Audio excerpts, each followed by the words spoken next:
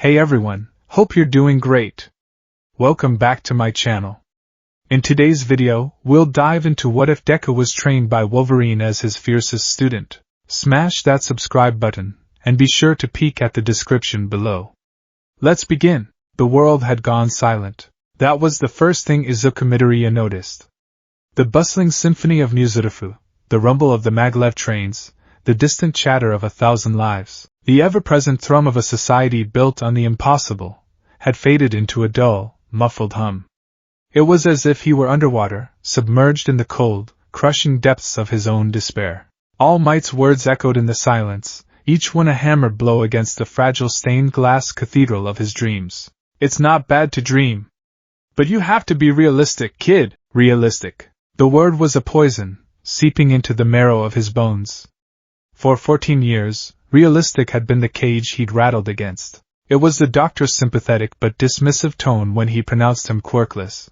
It was the pity in his mother's eyes when she cried and apologized, not for the world's cruelty, but for his own genetic misfortune. It was the sneering laughter of his classmates, the explosive crackle of Katsuki Bakugo's palm against his shoulder, a constant, painful reminder of the gulf that separated them. He had lived his entire life in the shadow of realistic.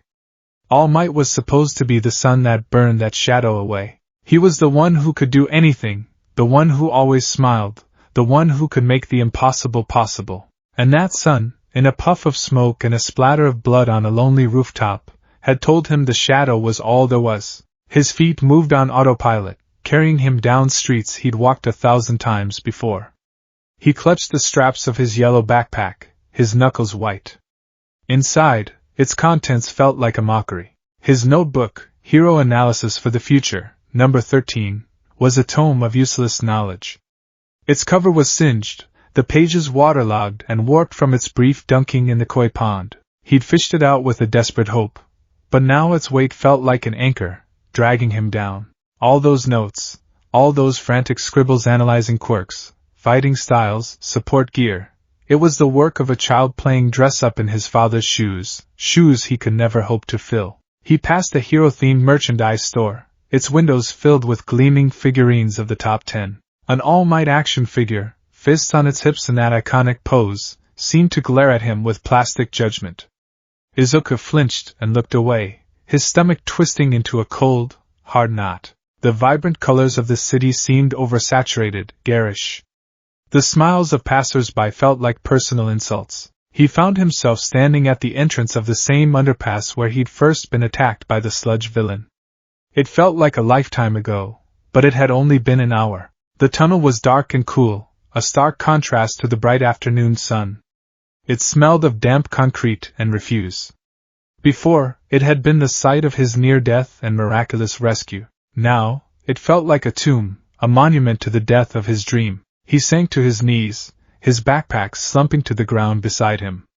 He pulled out the damp, scorched notebook. Flipping through the smeared ink and warped paper, he saw a ghost of his own passion. The detailed drawings of Kamui Woods, the power-scaling charts for Empty Lady, the tactical weaknesses he'd noted for every hero he'd ever seen. It was all so pathetic. A single tear, hot and heavy, fell onto a drawing of All Might. The ink bled, distorting the hero's signature smile into a grotesque, weeping grimace.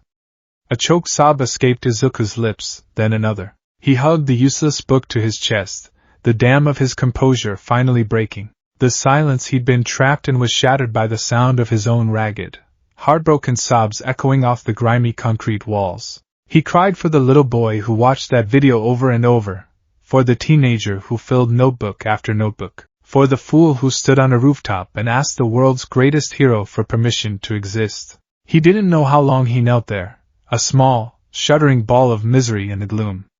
But eventually, the tears subsided, leaving behind a profound, desolate emptiness. It was the feeling of a future being erased, of a path that had run into a sheer, unscalable cliff face. Then he heard it. A distant boom. It was a familiar sound in the city. A villain attack. Normally, it would have sent a jolt of excitement through him, an instinctive pull to run towards the action, notebook in hand. Now, he didn't even lift his head. What was the point? It was a world he could never be a part of. Another boom, closer this time, rattled the underpass. It was followed by the sound of sirens, their wails growing louder. Curiosity was a deeply ingrained habit, hard to kill even in the face of absolute despair. He pushed himself to his feet, his legs shaky, and wiped his face on his sleeve. He stuffed the ruined notebook back into his bag and slowly, hesitantly, walked towards the light at the end of the tunnel. The chaos was only a few blocks away.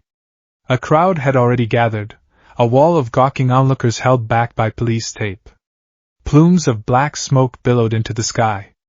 Heroes were on the scene. Izuku saw the lanky form of Kamui Woods trying to evacuate civilians, his wooden limbs snatching people from second-story windows. The heavyweight hero Death Arms was there, trying to punch his way through the rubble of a collapsed storefront. But they were all keeping their distance from the heart of the inferno. Izuku pushed his way through the crowd, muttering apologies. He needed to see. He needed to know what was happening, even if it was just a form of self-flagellation. When he finally broke through to the front, his blood ran cold. It was him. The sludge villain. The same amorphous, putrid green monster that had tried to suffocate him. It had escaped All Might. And it had found a new host. The villain was larger now, more violent. It thrashed and roared, its slimy body crackling with explosions, and trapped within its suffocating embrace, only his head and one arm free, was a boy with spiky ash-blonde hair and furious red eyes. Kaken. Bakugo was struggling, fighting with everything he had. He was setting off explosions in a desperate, futile attempt to blast his way free, but the semi-liquid body of the villain only absorbed the blasts, and each one seemed to give the monster more fuel, setting fire to the surrounding shops. Bakugo's eyes, usually so full of arrogant fire, were wide with something Izuku had never seen in them before, genuine, mortal terror. He was suffocating. He was drowning on dry land. Why aren't the heroes doing anything? A man in the crowd yelled. They can't. Another answered. The villain's got a hostage, and its body is immune to physical attacks. And none of the heroes on scene have the right quirks to deal with this. Death Arms was trying to land a punch, but his fist just sank into the muck with a disgusting squelch. Backdraft was trying to douse the flames, but it was all he could do to stop them from spreading. Kamui Woods couldn't get close because of the fire. They were all standing there, helpless, waiting for a hero with the right power to show up. Izuku's heart hammered against his ribs. He saw the desperation in Bakugo's eyes. He saw the heroes standing by, neutralized. He heard All Might's voice in his head, a cruel, mocking echo. You have to be realistic. And in that moment, something broke inside him. It wasn't a surrender. It was a rebellion. Realism was standing by while someone died. Realism was waiting for someone else to solve the problem. Realism was letting Kaken, the boy who had tormented him his entire life but who was also an inextricable part of his past, die in front of him. To hell with realism. His legs moved. There was no thought, no plan. His body just reacted, a raw, primal instinct overriding years of conditioning that told him he was weak, useless, quirkless. He ducked under the police tape, a blur of motion that the preoccupied officers didn't even register. He ran straight towards the inferno, towards the monster, towards certain death. Get back here, you idiot! It's suicide! Death Arms roared. Izuku didn't hear him. The world had narrowed to a single, terrifying point, Bakugo's face, contorted in a silent scream for help. His mind, the analytical engine that had filled 13 notebooks, finally kicked in. He remembered his notes. Sludge villain weakness, solid body parts, specifically eyes and teeth, susceptible to displacement and forced ejection of host. He didn't have a super-powered punch. He didn't have a gale force wind. He had a yellow backpack. With a desperate scream, he swung the bag off his shoulders and hurled it at the villain's face. The heavy bag, filled with textbooks and his ruined notebook, struck one of the creature's massive yellow eyes with a wet smack. The monster howled, its grip momentarily loosening. For a split second, Bakugo's mouth and nose were free. He gasped, taking in a huge, ragged breath of air. Deku? Bakugo choked out, his eyes wide with disbelief and fury. What the hell are you doing here? I don't know. Izuku screamed back, clawing uselessly at the sludge imprisoning Bakugo's body. His fingers just sank into the viscous slime. It was like trying to dig someone out of quicksand. My legs they just started moving. I couldn't just stand there and watch you die. For a fleeting instant, the anger in Bakugo's eyes was replaced by something else. Shock. Confusion. And then the sludge closed over him again. Izuku knew he had only bought them seconds. The villain was already recovering, its giant eye focusing on him with malevolent intent. He was going to die. A quirkless, useless Deku, dead in a puddle of slime, but he had tried. He hadn't just stood there. He closed his eyes, bracing for the inevitable. But it didn't come. Instead, there was a sound. A low, guttural growl that cut through the crackle of flames and the roar of the villain. It was the sound of a predator. The crowd gasped. The heroes turned. A figure had stepped out from the throng of onlookers, moving with a calm, deliberate purpose that was utterly at odds with the surrounding chaos. He wasn't tall or flashy. He was short, stocky, and built like a fire hydrant packed with concrete. He wore a worn leather jacket over a plaid shirt, faded jeans, and scuffed work boots. His black hair was wild, pushed back in two distinct points, and his face was framed by thick, aggressive sideburns. A half-smoked, cheap cigar was clenched between his teeth. He moved with a rolling, heavy gait, but there was an unnerving lightness to his steps. He didn't look like a hero. He looked like a brawler, a dockworker who had seen too many fights and won all of them. Another civilian? Get back!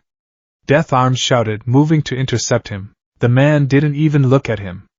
He just raised a hand, a simple gesture, but it stopped the pro-hero in his tracks. There was an aura around the stranger, an ancient, weary authority that radiated pure, undiluted menace.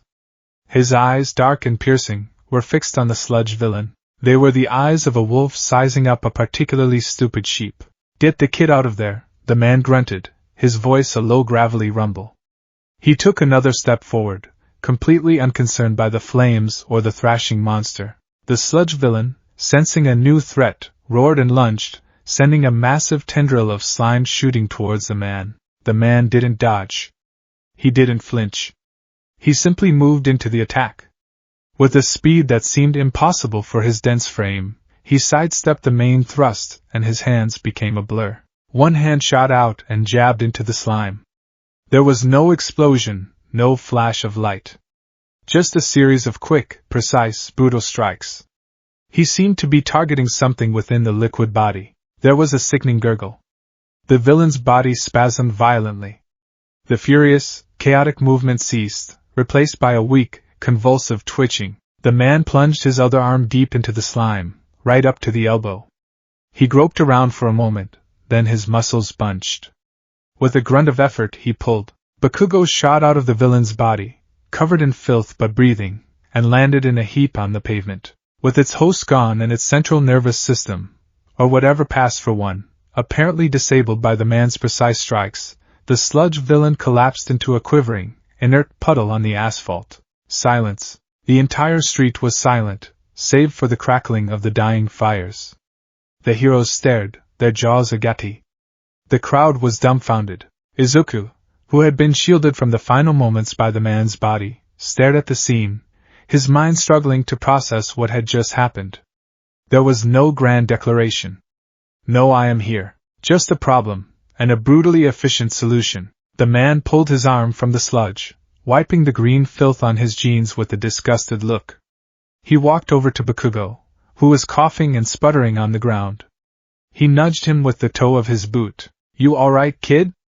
he grunted. Bakugo just glared up at him, too shocked and oxygen-deprived to form his usual insults. The man then turned his gaze on Izuku.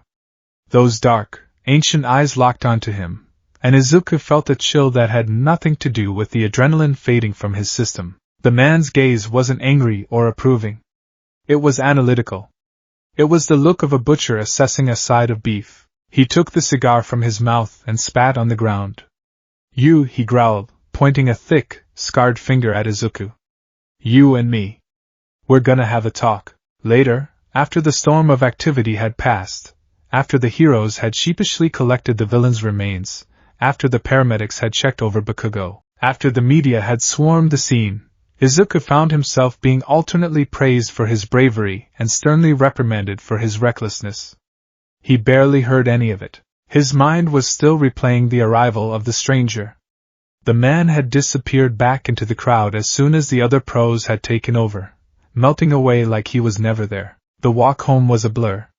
The adrenaline had left him feeling hollowed out and shaky. He had acted. He had saved someone. He had done what the heroes couldn't. But he was still quirkless. He was still the useless Deku who had nearly gotten himself killed. The fleeting sense of victory was already being consumed by the familiar tide of self-loathing. He turned onto his street, the setting sun casting long, lonely shadows. His apartment building was just ahead. He wanted nothing more than to crawl into bed and forget this day ever happened. "Hey kid!" The voice was a low growl from a nearby alleyway. Izuku froze, his heart leaping into his throat. He knew that voice. Slowly he turned. Leaning against the grimy brick wall, arms crossed over his chest, was the man from the incident. The cigar was gone, but the air around him still smelled faintly of tobacco, old leather, and something else, something metallic and wild, like a storm. "I told you we were gonna talk," the man said, pushing himself off the wall. He took a step out of the shadows, and Izuku got a better look at him. His face was a roadmap of a long, hard life. There were lines etched around his eyes and mouth, and a faint web of old scars was visible on his knuckles. He looked tired, but it was the weariness of a mountain, not a man. Who are you?" Izuku stammered, taking an involuntary step back. "Name's Logan," he grunted, stopping a few feet away. He wasn't trying to be intimidating, but his sheer presence was overwhelming. "And you're the kid with the death wish." Izuku flinched. "I just wanted to help." "Help?" Logan cut him off, his voice sharp. "You call that helping? You ran into a fight you couldn't win with no power, no plan, and nothing but a book bag. That ain't helping. That's getting yourself killed and making more work for everyone else." The words were harsh, a verbal slap in the face. It was what the pro-heroes had said, but coming from this man, it felt different. It wasn't a reprimand. It was a cold, hard statement of fact. I couldn't just do nothing," Izuku whispered, his eyes on the pavement. "Kid, sometimes nothing is the smartest thing you can do," Logan said, his voice softening slightly, though it still sounded like rocks grinding together. He took a slow step closer, and Izuku noticed the man was sniffing the air, his head tilted slightly. It was an oddly animalistic gesture. "I smelled it on you, back there," Logan said, his voice low and intense. "Through all the smoke and the sewer stink of that slime ball. Fear. Gallons of it. You were terrified. But underneath it, there was something else. Something stubborn. Something that refused to break." He looked Izuku up and down, his gaze lingering as if he could see right through him, weighing and measuring his very soul. "I've been around a long time. I've met a lot of people who call themselves heroes. Most of them are just peacocks, flashing their pretty colors. They talk a good game about saving people, but when things get ugly, when they're outmatched, they hesitate. They wait for backup. They follow the rules. You didn't." He jabbed a finger at Izuku's chest. "That was the stupidest, most suicidal thing I've ever seen. But it was also one of the bravest. You got a fire in you, kid. A real goddamn inferno. And right now, all it's doing is burning you up from the inside." Izuku stared at him, speechless. No one had ever spoken to him like this. Bakugo saw him as a pebble. The teachers saw him as a liability. His own mother saw him as something fragile to be protected. All Might saw him as a disappointment. This man, this stranger named Logan, seemed to see all of that, and something more besides. "So what's your story?" Logan asked, crossing his arms again. "What drives a quirkless kid to run headfirst at a monster?" The word quirkless hung in the air between them. Izuku braced for the pity, the dismissal. It never came. Logan's expression didn't change. Tears welled in Izuku's eyes again, but this time they were born of frustration, not just sadness. The whole day came pouring out of him in a torrent of words. His lifelong dream, the bullying, the notebooks, the sludge villain, All Might, the rooftop, the words that had shattered his world. He told this gruff, dangerous stranger everything, because for the first time, he felt like someone was actually listening. When he finished, his voice raw and hoarse, the alley was silent. Logan just stood there, watching him, his expression unreadable. He reached into his jacket, and for a terrifying second, Izuku thought he was pulling out a weapon. Instead, he produced a crumpled pack of cigars and a lighter. He lit one up, the tip glowing like a malevolent red eye in the deepening twilight. He took a long drag, then blew a plume of smoke into the air. So the big man in blue told you to be realistic, huh? Logan said, his voice flat. Figures. Symbols are real good at speeches. Not so good with the ugly truth. He looked at Izuku, and for the first time, Izuku saw something flicker in those ancient eyes. It was a deep, profound pain, a flash of old memories and old failures. Let me tell you something about the world, kid. It's a meat grinder. It doesn't care about your dreams. It doesn't care if you're a good person. It finds your weaknesses and it presses on them until you either break, or you get hard enough that you can't be broken. He took another drag from his cigar. The world's already told you no. The number one hero looked you in the eye and told you to give up. So you got two choices. You can crawl home, listen to him, and spend the rest of your life wondering what if. Or you can learn to tell the world to go to hell. Logan stepped forward, closing the distance between them. He loomed over Izuku, not with height, but with sheer, compressed presence. The smell of him was stronger now, cigar smoke, leather, and that wild, metallic scent, like rain on hot iron. I've seen that fire in your eyes before. In kids who had all the power in the world. They thought it made them strong. It didn't. It just made them targets. They didn't know how to fight, how to survive when the smiling stops and the screaming starts. They weren't ready.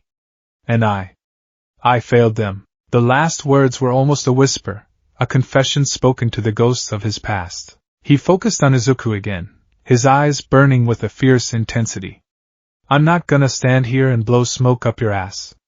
I'm not gonna tell you it'll be easy. I'm not gonna tell you that you can be the next All Might. He jabbed the glowing tip of his cigar towards Izuku's chest. I'm not here to give you a pat on the back. I'm making you an offer. The world told you no. I'm not gonna tell you yes. I'm gonna teach you how to take what you want. I can't give you powers, kid. That ain't in the cards.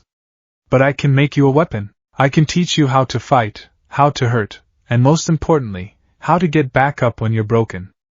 I can forge that fire in your gut into something sharp, something hard, something that won't ever go out. He took a final puff and flicked the cigar to the ground, crushing it under his boot. I can teach you how to be a survivor. The rest is on you. Izuku's mind reeled. This was insane. This gruff, violent man was offering to train him. It wasn't the offer he had dreamed of. There was no magic power, no promise of fame or glory. The words Logan used were brutal, frightening, weapon, hurt, broken. It was a dark, bloody path he was offering, paved with pain and hardship. But it was a path. All Might had shown him a cliff face. Logan was offering him a handhold. He looked at his own hands. They were soft, uncalloused. The hands of a student, a fanba. He thought of Bakugo's face, trapped and terrified. He thought of the helplessness of the pro-heroes. He thought of the cold, final emptiness that had filled him in the underpass. He would rather be a weapon than be nothing. He would rather be broken and get back up than stay kneeling forever. He met Logan's gaze, his own green eyes reflecting the last rays of the dying sun. The fear was still there, but for the first time all day, it was joined by something else. A flicker of hope, a sliver of defiance. The tiny, glowing ember of that same fire Logan had seen. He took a deep breath, the decision settling in his soul with the weight of destiny. Yes, Izuku Midoriya said, his voice no longer the wavering cry of a lost child, but the quiet, steady tone of a student who had just found his master. Yes. I accept. The path to Logan's home wasn't a path at all. It was an argument with the mountain, a winding, half-forgotten trail that seemed to resent every footstep. For the first 2 hours of the climb, Izuku Midoriya, his worldly possessions stuffed into a new, sturdier backpack, thought he was going to die. His lungs burned, his city-soft legs screamed in protest, and the thin, crisp mountain air felt like swallowing needles. Logan hadn't waited for him. He'd simply grunted, "Keep up," and set off at a pace that was less a walk and more a relentless, ground-eating lope. He moved through the dense forest with the ease of a creature born to it, never stumbling, his senses seemingly aware of every root and loose stone before his boot ever touched it. When they finally arrived, Izuku was gasping, leaning against a tree, his vision swimming with black spots. Logan's home was a small, brutally simple cabin built from dark, weathered logs. It looked less like it was built on the mountain and more like it had grown out of it. A thin curl of smoke rose from a stone chimney, and a massive, freshly cut pile of firewood sat next to a chopping block that bore the scars of 1,000 powerful impacts. There was no garden, no decorations, just the cabin, the woods, and the overwhelming silence of the wilderness. "Drop your gear inside," Logan ordered, gesturing with his thumb toward the cabin door. "Don't get comfortable." The inside was as Spartan as the outside. A single room, dominated by a stone fireplace. There was a cot in one corner, a rough-hewn wooden table with 2 chairs, and a small, functional kitchenette. The air smelled of wood smoke, pine, and old leather. It was the den of a predator, a place of function over comfort.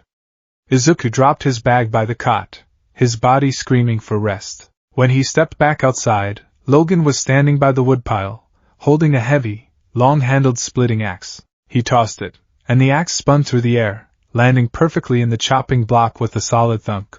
"Your training starts now," Logan said, his expression unreadable. "Chop the wood."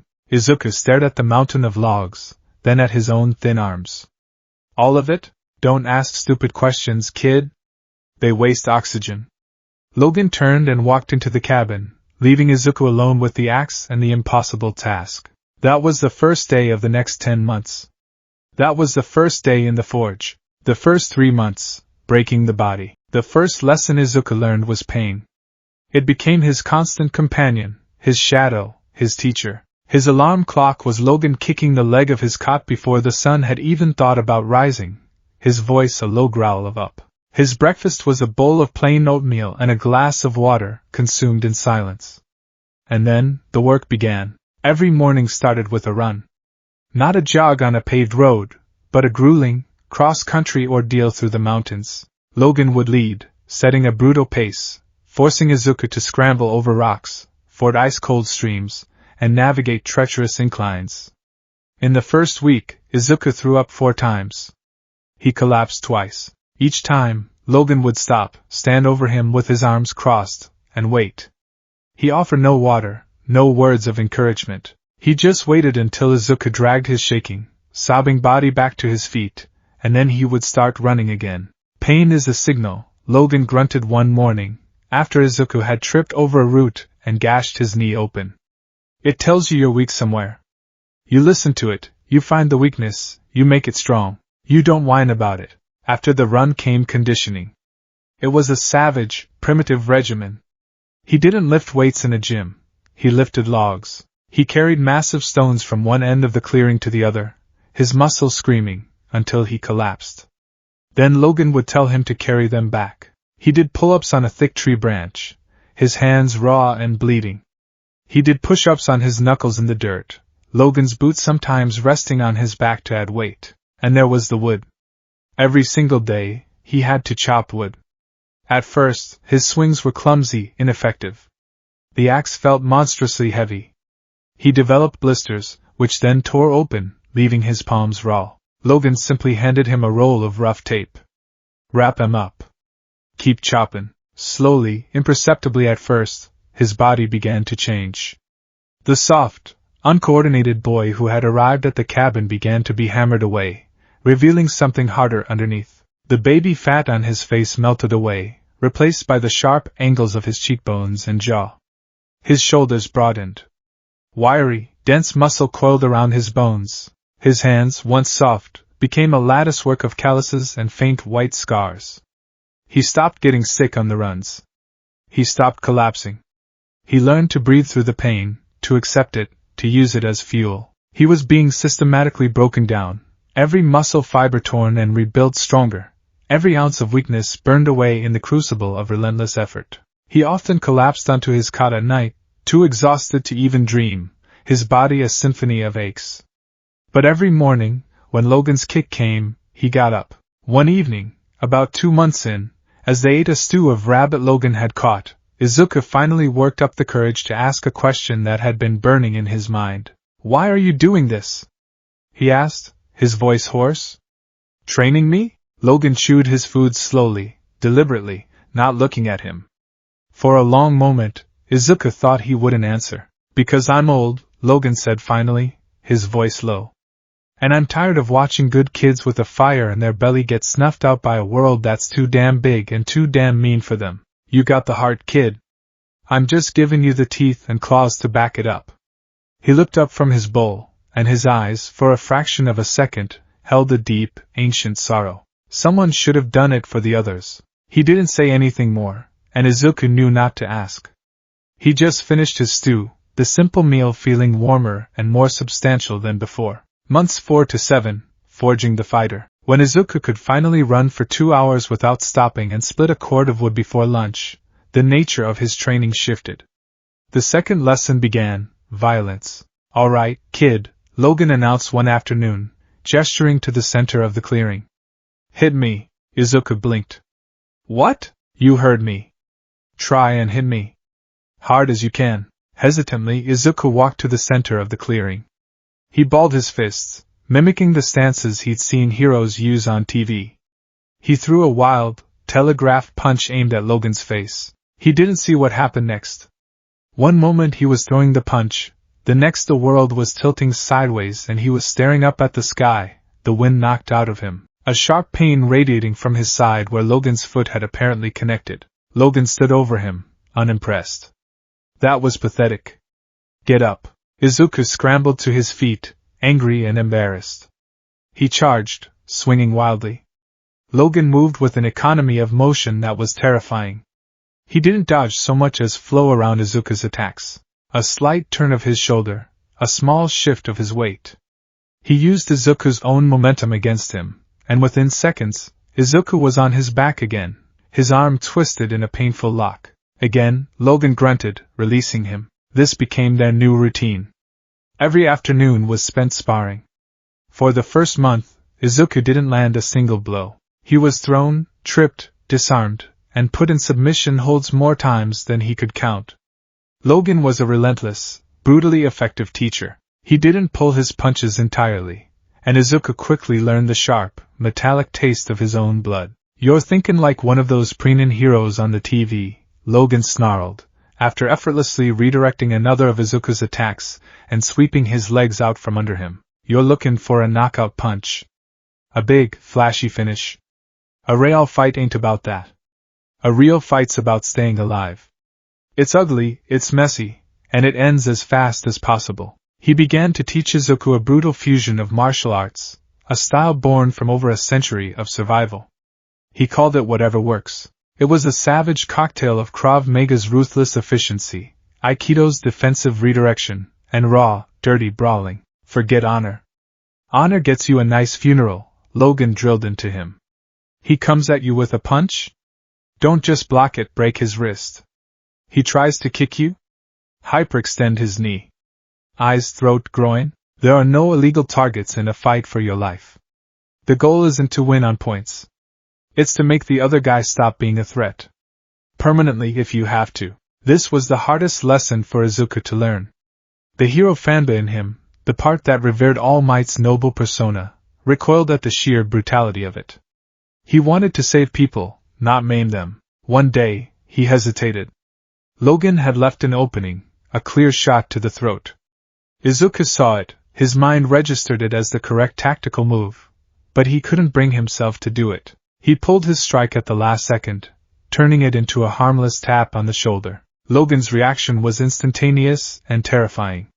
He exploded with a speed Izuku hadn't seen before, his hand lashing out and grabbing Izuku by the front of his shirt, lifting him onto his toes. His face was inches from Izuku's, his eyes blazing with a cold fire. "Don't you ever hesitate," Logan snarled, his voice a low, dangerous whisper. That hesitation, that half-second of doubt, is a gravestone. In a real fight, the guy you're fighting won't give you that mercy. He will cripple you. He will kill you. He will go after everyone you tried to protect. Your hesitation won't just kill you, it'll kill them, too. You understand me? Izuku, his heart pounding, could only nod, the truth of Logan's words hitting him with the force of a physical blow. From that day on, something inside him hardened. He still wanted to be a hero, to save people with a smile. But he understood now that the smile was a luxury, earned only after the threat was neutralized. The fight came first. He began to spar with a new intensity, a focused, controlled aggression. He started to land hits. A jab here, a kick there. He learned to anticipate, to react, to turn his analytical mind from hero worship to combat analysis. He started to see the human body not as a person, but as a collection of targets, levers, and breaking points. He was no longer just being conditioned. He was being armed. Months 8 to 10, honing the predator. The final phase of his training transcended the physical. It was about sharpening his mind and his senses into weapons as potent as his fists. Your eyes are good for seeing what's in front of you, Logan said one day, tossing a strip of black cloth to Izuku. But you're deaf and blind to everything else. Put it on. Izuku tied the blindfold over his eyes. The world disappeared, replaced by the sounds and smells of the forest he had never truly noticed before. The whisper of the wind through the pines, the scuttling of a beetle in the undergrowth, the distant cry of a hawk. The world's always talking to you, kid, Logan's voice came from his left. You just gotta learn the language. Their sparring sessions now often began with Izuku blindfolded. He had to learn to fight by sound, to feel the shift of air as an attack came, to sense the vibration through the ground as Logan moved. It was maddening at first. He felt helpless, flailing in the dark. But slowly, his other senses began to compensate, growing sharper, more acute. His analytical brain started building a picture of the world from sound and touch, predicting Logan's movements based on the snap of a twig or the whisper of his clothes. Logan also taught him how to hunt. Not for sport, but for survival. He taught him to track, to read the signs left by animals, a broken branch, a faint footprint, a tuft of fur. He taught him how to move silently through the woods, to control his breathing, to mask his scent. Everything's a predator, or its prey, Logan explained as they tracked a deer. Right now, you walk through these woods like a brass band on parade. You smell like soap and sweat and fear. A real predator would know you were coming from a mile away. You gotta learn to be part of the forest, not a visitor in it. Izuku's analytical mind, once used to deconstruct quirks, was now repurposed. He learned to analyze the environment, to see the tactical advantages in a dense thicket of trees, the defensive potential of a rocky outcrop, the line of sight from a high ridge. The forest became his textbook, and survival was the only subject. This was also when Logan's mental conditioning became its most intense. He would push Izuku's buttons, taunting him during spars, bringing up his past, his quirklessness, his helplessness. He was trying to make Izuku angry, to make him lose control. What's the matter, Deku? He'd sneer, effortlessly dodging a punch. Gonna cry? Gonna run and write in your little notebook? The first few times it worked. Izuku's vision would tunnel, his technique would fall apart, and he would charge with raw, unfocused rage. And every time, Logan would put him on the ground in seconds. Rage is a tool, Logan would say, standing over the gasping boy. It's a fire. You let it run wild, it'll burn you and everyone around you. You control it, you focus it, you can use it to melt steel. Turn that fear, that frustration, that anger you got bottled up inside you into cold, hard focus. Aim it. Don't just feel it. Izuku started to learn. He learned to take the anger, the sting of the taunts, and channel it. He felt it not as a hot, blinding flash, but as a cold, dense weight in his stomach. It made him faster, stronger, sharper. He learned to detach, to see the fight as a problem to be solved, with his controlled rage as the energy source. By the end of the 10th month, Izuku Midoriya was unrecognizable. The timid, stuttering boy was gone. In his place stood a quiet, watchful young man. His 5 feet 5 inches frame was now packed with 150 pounds of dense, functional muscle. His face was lean, his eyes sharp and constantly scanning his surroundings. His body was a tapestry of faded bruises and small, silvery scars. He moved with a quiet, confident grace, his posture perfectly balanced, coiled like a spring. He was no longer a fan. He was a fighter. The final test, the hunt. On the last day of the 10th month, Logan didn't wake him with a kick. Izuku woke on his own, his senses telling him something was different. The air was still, and Logan was standing by the cabin door, fully dressed, a grim look on his face. "Training's over," Logan said. His voice was flat. "Now for the final exam." He explained the rules. Izuku would be given a 5-minute head start to run into the forest. He had a canteen of water, a knife, and the clothes on his back. For the next 24 hours, Logan would hunt him. Izuku's objective was not to fight, not to win. It was simply to survive.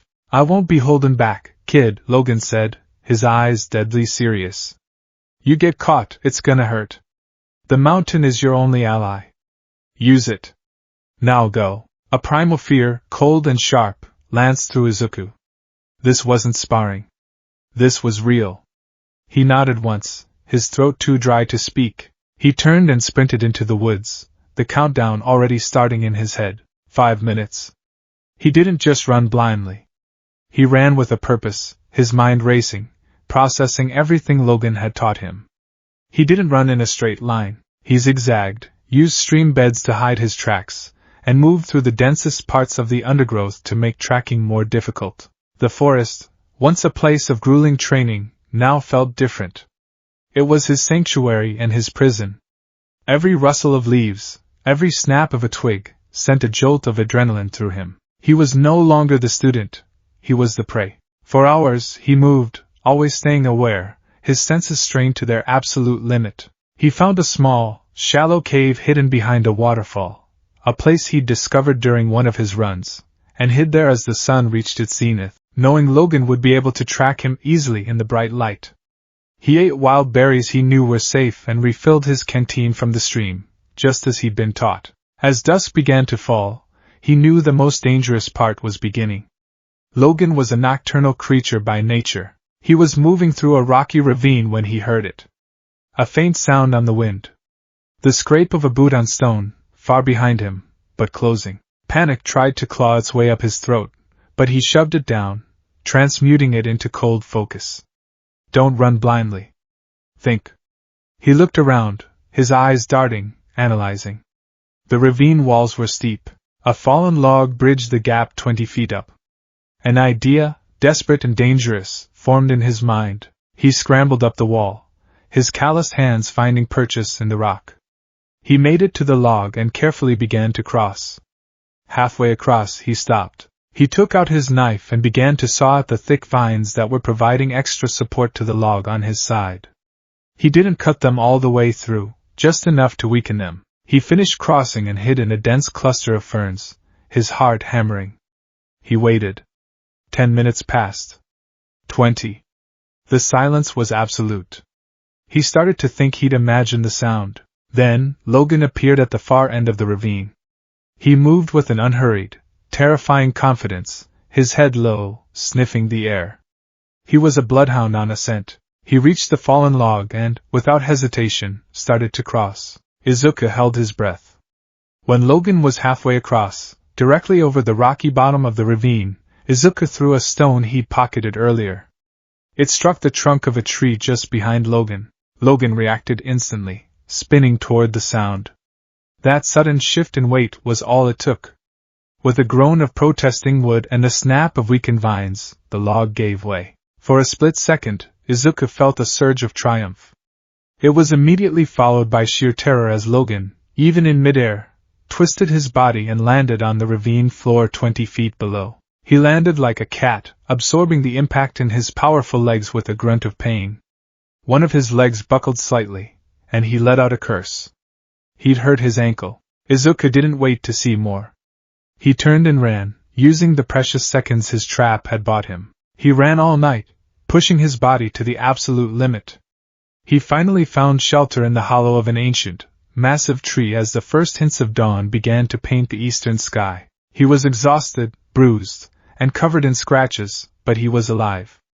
He was safe. The sun rose, its golden light filtering through the canopy. 24 hours. He had done it. He slumped against the inside of the hollow, his body finally giving in to exhaustion. He must have dozed off, because the next thing he knew, a shadow fell over him. He snapped awake, his knife in his hand, his body tense to strike. Logan was standing in the opening of the hollow, leaning heavily on a makeshift crutch, his left ankle swollen. He wasn't angry. He wasn't smiling. He just looked at Izuku, who was still in a defensive crouch, looking like a cornered animal. Logan's eyes scanned him, taking in the dirt, the scratches, the exhaustion, and the fierce, defiant look in his eyes. He looked at the knife held in a steady, practiced grip. He looked at the boy who had survived the hunt. A low, gravelly sound rumbled in Logan's chest. It took Izuku a moment to realize he was chuckling. "You broke my damn ankle, kid," Logan grunted, but there was no heat in it. A flicker of something that looked dangerously like pride flashed in his eyes. He gave a single, gruff nod. It wasn't a hero's praise. It wasn't a diploma or a trophy. But for Izuku Midoriya, that one, simple gesture felt like the greatest victory of his life. "Not bad," Logan said. "Not bad at all. Now get up. The walk back to the cabin's gonna be a bitch." The walk back to the cabin was a silent, agonizing trek. Izuku, running on the dregs of adrenaline and sheer willpower, supported a significant portion of Logan's weight. The man was dense as a block of granite, and his grunts of pain with every misplaced step were a testament to the severity of his injury. Izuku's trap had worked better than he could have ever imagined. The thought sent a jolt of terrifying pride through him, followed immediately by a wave of guilt. He had hurt his teacher. He had won the unwinnable test. They reached the clearing as the sun climbed high, bathing the Spartan cabin in a clean, morning light. It looked the same, but Izuku felt as though he were seeing it for the first time. 10 months ago, he had arrived here as a boy, a soft, tear-streaked child chasing a broken dream. He was leaving as something else entirely. Inside, Logan collapsed into one of the rough-hewn chairs with a string of curses that was impressive in its creativity. He gestured toward a small, dusty box on a high shelf. "Get the kit." Izuku retrieved it. It wasn't a first aid kit, it was a field surgery kit. It contained sutures, antiseptic, and thick rolls of bandage. Without a word, Izuku knelt and went to work on Logan's ankle. His hands, steady and sure, cleaned the scrapes, checked the swelling, and began to wrap the joint with practiced efficiency. He had done this for himself dozens of times after particularly brutal sparring sessions. Logan watched him, his dark eyes narrowed, a strange expression on his face. He was observing the boy's movements, the lack of hesitation, the clinical detachment. He was watching a student apply the lessons he had taught. "It's a bad sprain, maybe a hairline fracture," Izuku said, his voice a low, clinical tone. "You need to stay off it for a few weeks." Logan just grunted. "Don't tell me what I need, kid." He reached into his jacket and pulled out a half-empty bottle of cheap whiskey, taking a long, ragged pull. "The test is over. You passed." Izuku finished wrapping the ankle and sat back on his heels. The finality of the words hung in the air. "So, what happens now?" "Now," Logan said, setting the bottle down with a thud, "you go back. You're gonna apply to UA High. You're gonna take their entrance exam, and you're gonna show 'em what a quirkless kid can do." The statement was so matter-of-fact, so certain, that Izuku didn't even have time to feel the familiar pang of doubt. It wasn't a suggestion. It was a statement of fact, the next logical step in a plan Izuku hadn't even known existed. "But first," Logan continued, his voice dropping, becoming more serious than Izuku had ever heard it, "there's something else we need to talk about. A complication. A tool you might be able to acquire, but it's a dangerous one. More dangerous than anything I could ever teach you." He leaned forward, the chair groaning under his weight, and fixed Izuku with an intense, penetrating stare. "We need to talk about All Might." Logan was not an ignorant recluse. He had retreated from the world, but he had never stopped watching it. He had old contacts in various corners of society, grizzled information brokers and weary ex-agents who owed him favors from decades past. He also had a satellite internet connection and a healthy dose of paranoia. For months, he had been tracking the public appearances of Japan's #1 hero. The data was undeniable. All Might was weakening. His active hero time was shrinking. His appearances were becoming more strategic, reserved for only the most significant threats. The smiles were as wide as ever, the triumphant declarations as loud, but to a man who had lived for nearly 2 centuries, the signs of a body failing were as clear as smoke on the horizon, someone holding on by sheer force of will. And Logan knew, through whispers and rumors picked up by his contacts, that the hero was looking for something. Or rather someone.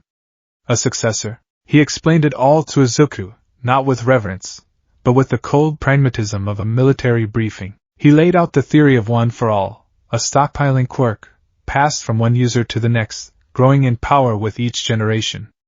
A sacred torch, as the public might see it. Logan saw it differently. It ain't a torch, kid. It's a goddamn nuclear warhead, he said, his voice a low rumble. It's pure, condensed power. The kind of power that levels city blocks by accident. The kind of power that'll turn a normal person's body to paste if they ain't ready for it. All Might's lookin' for an empty cup to pour it into. He's lookin' for a good kid with a strong heart who he can mold into his own image. He pointed a thick, scarred finger at Izuku. You're not an empty cup. I spent the last 10 months making sure of that. You're a crucible. You've been fired, hammered, and hardened. Your body can take the strain. Your mind knows how to control an overwhelming force, be it rage or something else. You're the one person I can think of who might be able to handle that power without it blowing you to smithereens on the first try. Izuku listened, his mind racing. One for all. A transferable quirk. The source of All Might's incredible power. The fanba inside him, long dormant, felt a flicker of awestruck wonder, but the fighter, the survivor Logan had forged, immediately saw the tactical implications.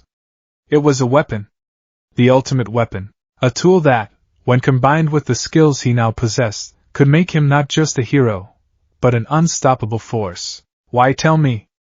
Izuku asked, his voice steady. You taught me to rely on myself, not on a power. Because a storm is coming, Logan said grimly. All Might's fading, and the jackhals who've been hiding in the shadows are gonna start getting bold. The man who gave him that injury is still out there, this all for one. The world's gonna need more than just a symbol. It's gonna need someone who knows how to fight in the dark. Someone who knows how to be the monster that hunts other monsters. He leaned back, his expression a mixture of pride and deep, weary concern. This power, it'll paint a target on your back bigger than this whole damn mountain. It'll put you on a path that ends in a fight against a ghost that's haunted this country for generations.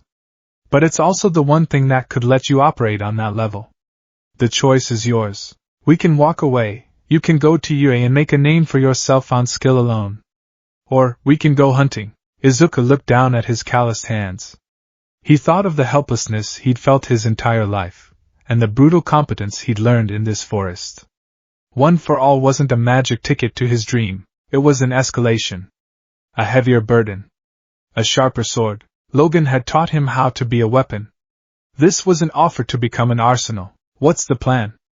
Izuku asked. Toshinori Yagi felt the familiar, grating ache in his side as he walked along the windswept promenade of Dagoba Municipal Beach Park. It had once been a beautiful coastline, but years of illegal dumping had turned it into a mountainous trash heap.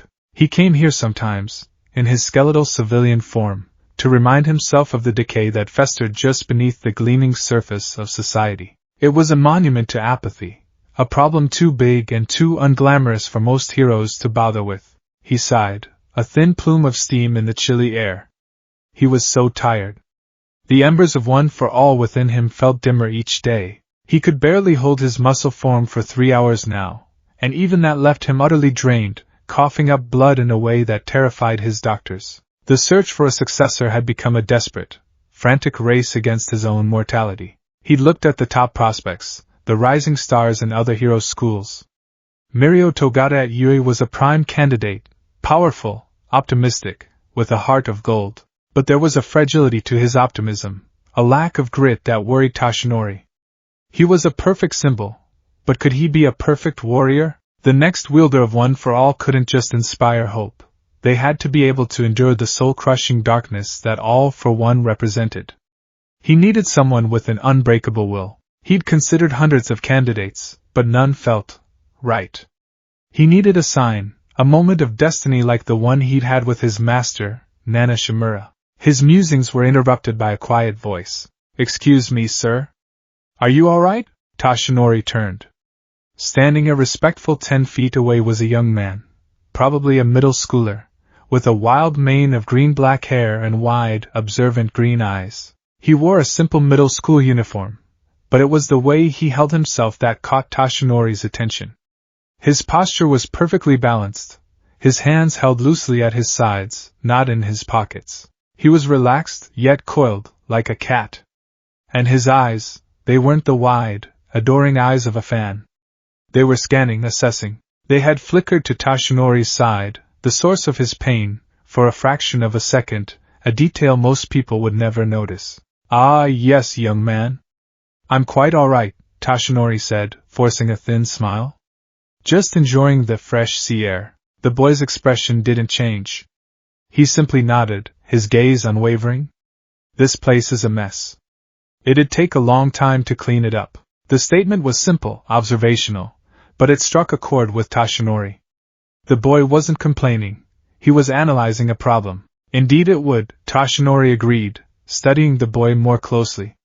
He was well built for his age, with a lean, wiry strength that his uniform couldn't completely hide. "Are you a student nearby?" "Musuda from Middle," the boy answered. "My name is Izuku Midoriya." There was a quiet confidence in his voice that was unusual for a boy his age. He wasn't nervous or intimidated. He was simply present. It was strangely disarming. "A pleasure to meet you, Midoriya," Toshinori said. "I'm Yagi," the boy finished for him, his voice even. "Toshinori Yagi. You work as a secretary at All Might's agency, right? I've seen your picture in a few articles about their community outreach programs." Toshinori's blood ran cold. It was his cover identity, a paper-thin fiction, but no one had ever recognized him. Ever. He was a ghost, a skeleton that no one ever connected to the mountain of muscle that was All Might. "Ah, yes, that's right," he stammered, his mind reeling. "You have a good eye for detail. It pays to be observant," Midoriya said, his gaze shifting past Toshinori, toward the mouth of a nearby alleyway. His body tensed, a subtle shift so small that Toshinori would have missed it if he wasn't already on high alert. Especially in places like this. Before Toshinori could ask what he meant, a blur of motion exploded from the alley. A man, gaunt and twitchy, with eyes wide with manic energy, lunged at them. His quirk was horribly visible. His forearms were elongated, chitinous blades of jagged, razor-sharp bone. A common street-level villain, high on trigger or some other quirk-enhancing drug. Toshinori's instincts screamed. Transform. But it was too late. The villain was too close, the attack too sudden. He was in his weakened form, a fragile scarecrow. He braced himself for the impact, for the blades that would surely shred him to ribbons. But the attack never landed. In the fraction of a second it took for Toshinori to register the threat, Izuku Midoriya moved. He didn't jump back. He didn't scream. He flowed forward, stepping into the attack. It was a dance of brutal efficiency. As the villain's right blade sliced downward, Izuku didn't block it. He used the palm of his hand to parry the villain's wrist, not stopping the blow but redirecting its momentum. The razor-sharp edge passed harmlessly inches from his face. Using the villain's own forward motion against him, Izuku pivoted on his heel, his body a whirlwind of controlled motion. His other hand shot out, not in a punch, but with his fingers stiffened into a spear hand. Thump. Thump. Too precise, lightning-fast strikes landed on the villain's arm, just below the shoulder, at the brachial plexus. The villain's entire arm went limp, the bone blade suddenly clattering uselessly against the pavement. The villain grunted in shock, his attack ruined, his body overextended and off balance. Izuku gave him no time to recover. He hooked his foot behind the villain's ankle and pushed. The man, already off balance and with one arm completely numb, went down hard, his head cracking against the concrete with a sickening sound. He was out cold. The entire confrontation had lasted less than 3 seconds. Toshinori stood frozen, his heart hammering against his ribs, his mouth agape. He stared at the unconscious thug, then at the boy, Izuku Midoriya, who was now calmly checking the man's pulse to ensure he was still alive. The boy hadn't even broken a sweat. There was no flash of a quirk, no burst of power. Just skill. Cold, practiced, terrifying skill. He had seen pro heroes with decades of experience who couldn't have handled that attack with such flawless, economic grace. And this was a middle schooler. He's alive, Izuku stated, standing up and brushing the dust from his knees. He looked at Tashinori, his green eyes calm, as if he had just finished a simple chore. You should probably call the police. Tashinori's mind was a maelstrom. This was impossible. This couldn't be real. The precision of the strikes, the flawless application of Aikido principles, the absolute lack of fear. Your quirk, Tashinori finally managed to choke out. What is it? Some kind of combat analysis? Enhanced reflexes? Izuku Midoriya met his gaze, and for the first time, a flicker of something, not a smile, but a deep, unshakable resolve, appeared in his eyes. I'm quirkless. The words struck Tashinori Yage with the force of a Detroit smash. Quirkless. It didn't compute. The scene he had just witnessed replayed in his mind, but now it was cast in an even more impossible light. A quirkless boy had just dismantled a dangerously armed villain in seconds, with a level of skill that bordered on supernatural. He had done it to protect him, a complete stranger. Destiny. It wasn't a whisper.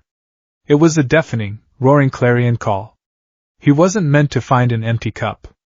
He was meant to find a crucible, a vessel that had already been forged in some unknown, unimaginable fire, tempered and hardened until it was ready to contain a star. This boy. This impossible, quirkless boy. He was the one. Young man, Tashinori said, his voice trembling with a mixture of awe and dawning certainty. Midoriya. I must apologize. I am not who I said I am. He took a deep breath, the decision solidifying in his soul. It was a gamble, a leap of faith into the unknown, but he had never been more certain of anything in his life. He drew himself up to his full, skeletal height. Can a person without power become a hero? Tashinori asked, his voice now imbued with a strange, resonant power, echoing the boy's own desperate question from a rooftop months ago, though he didn't know it. He saw a flicker of recognition, of pain, in the boy's eyes. He answered his own question. You have already proven that they can. You acted when others would have frozen. You showed skill and courage that would put pros to shame. You, young man, have the heart of a true hero. Tashinori's frail body began to steam. Smoke billowed from him as his form began to shift, to expand. Muscles erupted, his frame growing, stretching, solidifying into the iconic form the world knew and revered. In a matter of seconds, the skeletal Yagi was gone, and in his place stood the colossal, smiling figure of All Might. Because he boomed, his voice the familiar sound of hope, am All Might. He struck his classic pose, but his eyes, full of grim seriousness, remained locked on Izuku. He expected a gasp. He expected fanboyish screaming, tears, disbelief. He got none of it. Izuku Midoriya simply stood there, his expression unchanged. He looked at the number one hero, the symbol of peace, with the same calm, analytical gaze he had used on the villain. He wasn't seeing the symbol. He was seeing the man, the power, the tool. I know, Izuku said quietly. All Might's smile faltered. This boy was an enigma, a puzzle he couldn't begin to solve. He let his form deflate, collapsing back into the frail Tashinori with a great, wheezing gasp of steam. He leaned against a nearby railing, coughing into his hand. I have a proposition for you, young Midoriya, Tashinori said, his voice strained. He then told him everything. He told him about his quirk, its true name, One for All. He spoke of its sacred history, the chain of users who had cultivated it, who had fought and died to keep the world safe. He told him of his injury, of his fading power, and of his desperate search for a worthy successor to carry the torch. I have been looking for someone to inherit my power, Tashinori concluded, his eyes pleading. And I believe... No, I know that it is you. Your actions today, your spirit, your incredible skill, you are the one I have been searching for. Izuku Midoriya, I want to offer you my quirk. Izuku listened to the grand, epic tale without interruption. He took in the weight of the legacy, the scale of the power being offered. He thought of Logan's words, a nuclear warhead. He thought of the storm on the horizon. He did not cry. He did not shout for joy. He looked at the greatest hero in the world, a man who was offering him the one thing he had always dreamed of, and he considered it with the cold, hard clarity of a strategist accepting a new weapon. It was a tool. A dangerous, powerful, world-changing tool. And he, more than anyone, had been prepared to wield it. He met Toshinori Yagi's desperate, hopeful gaze. "I accept," Izuku said. His voice was not the breathless whisper of a dreamer. It was the solemn vow of a soldier. "I will inherit one for all." Toshinori felt a wave of relief so profound it nearly buckled his knees. He had found him. He had finally found him. But as he looked at the boy's determined, almost grim expression, a sliver of apprehension pierced his joy. This boy was not like him. He was not a smiling, hopeful beacon of light. He was something else, something harder. Something forged in shadows Toshinori couldn't begin to comprehend. He had found his successor. But what kind of hero would he become? From half a mile away, perched on the roof of a derelict warehouse, James Logan Howlett watched the scene through a pair of powerful, military-grade binoculars. He had followed them, of course, staying downwind, a ghost in the urban landscape. He had seen the whole thing. The orchestrated meeting, the convenient appearance of the trigger freak he'd anonymously tipped the police about an hour earlier, knowing the response time would be slow. He'd seen the boy's perfect, brutal takedown. He'd seen the transformation, the offer, the acceptance. His plan had worked flawlessly. He lowered the binoculars, a grim satisfaction settling in his gut. The kid had done it. He now had the power to match the skill and the will he'd been given. He was on the path. But as Logan looked at the distant figures of the frail, hopeful symbol and the quiet, hardened student, he felt a familiar, bitter ache in his soul. He had seen this before. He had seen powerful children, good kids, handed burdens they were never meant to bear. He had seen them fight, and he had seen them fall. He had trained Izuku to be a survivor, to be a weapon that could not be broken. But he had just handed that weapon a power capable of burning down the entire world. He had taken a boy with a hero's heart, and pointed him like a loaded gun at the heart of the darkness. He lit a cheap cigar, the acrid smoke a familiar comfort. He had done what he felt was necessary. He had given the kid a chance, a real fighting chance. But he knew, with the bone-deep certainty of a man who had seen too much history repeat itself, that he hadn't saved Izuku Midoriya. He had just condemned him to a much more dangerous war. The last 2 weeks before the UA entrance exam were a whirlwind of controlled chaos. Izuku's life was now split between two radically different mentors, two clashing ideologies embodied by the men who were shaping his future. His days were spent with Toshinori Yagi at the now spotless Dagoba beach. The symbol of peace, in his skeletal form, was a surprisingly sentimental and often flustered teacher. He had been so stunned by Izuku's pre-existing physical perfection that his entire clean the beach training plan had been rendered moot. Izuku had, as a simple matter of course, cleared the entire beach in 3 days, using the strength-building techniques Logan had drilled into him to systematically haul, sort, and stack the mountains of trash with relentless efficiency. Toshinori could only watch, utterly dumbfounded. The transfer of One for All was far less dramatic than Toshinori had envisioned. There was no tearful sunset ceremony. After a brief, slightly awkward explanation that the quirk was transferred via DNA ingestion, Izuku had simply plucked a hair from All Might's head and swallowed it with the same dispassionate focus he would an energy bar. So, Izuku had said, as Toshinori looked on with a mixture of pride and anticlimax, what are the mechanics of its activation? Teaching Izuku how to use the power was a challenge. All Might's method of teaching was instinctual, emotional.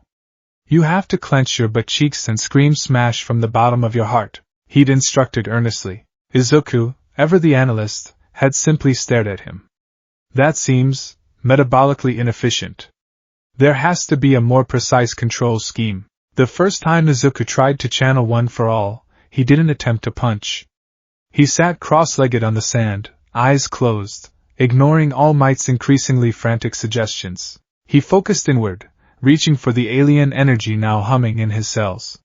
He felt it, a raging, boundless ocean of power, an infinite inferno threatening to consume him. A novice would have tried to grab a tidal wave.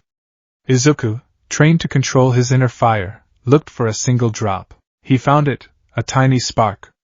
He gently coaxed it, not with his heart, but with his mind, guiding it down his arm, past his elbow, along his forearm, and into the tip of his index finger. The power surged, and his finger exploded in a flash of green lightning and agonizing pain.